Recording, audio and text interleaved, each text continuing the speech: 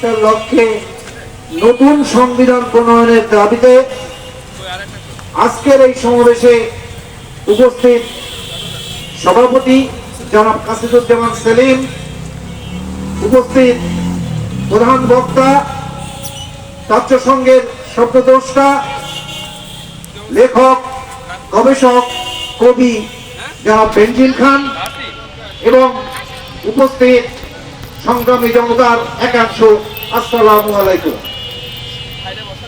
আজকে আমরা এই সমাবেশের আয়োজন করেছি একটি নতুন সংবিধানের জন্য, যে সংবিধানে থাকবে সাম্য, মানবিক মর্যাদা, সামাজিক ন্যায় বিচার,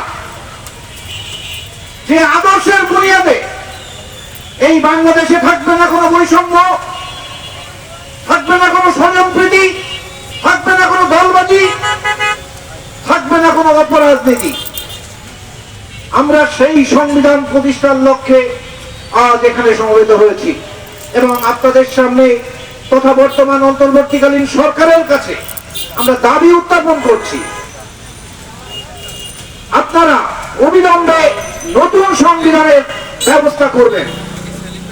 আর এই মুহূর্তে আমাদের বাংলাদেশে যে সমস্ত মানুষ পানিতে ডুবছে, পানিতে ভাসছে, যাদের কারণে এটা হচ্ছে, সেই প্রতিবেশী রাষ্ট্র মিসরির ছুরি মুখে মধুমান করে দিস, সেই ভারতের বিরুদ্ধে আমি বলতে চাই, আপনারা আমাদেরকে 1971 সালে পাকিস্তানকে ভেঙে দুই ভাগে বিভক্ত করে তথাকথিত স্বাধীনতার নামে বাংলাদেশ সৃষ্টি করে এই 53 বছর আপনারা আমাদেরকে যেভাবে যন্ত্রণা দিয়েছেন, আমাদেরকে শোষণ করেছেন, আমাদেরকে লুটেছেন, আমরা এই 24 সালের 5ই আগস্টের মধ্যে দিয়ে আপনাদেরকে বলতে চাই, না, আমরা আপনাদের কাছে আর শোষিত হব না, আপনাদের কাছে আমরা নির্যাতিত হব না।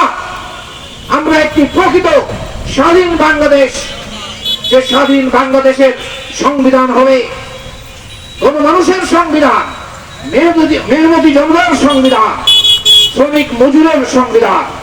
এই বলে আমি আমার সংক্ষিপ্ত বক্তব্য শেষ করছি। খোদা হাফেজ। বাংলাদেশ জিন্দাবাদ। আসসালামু আলাইকুম।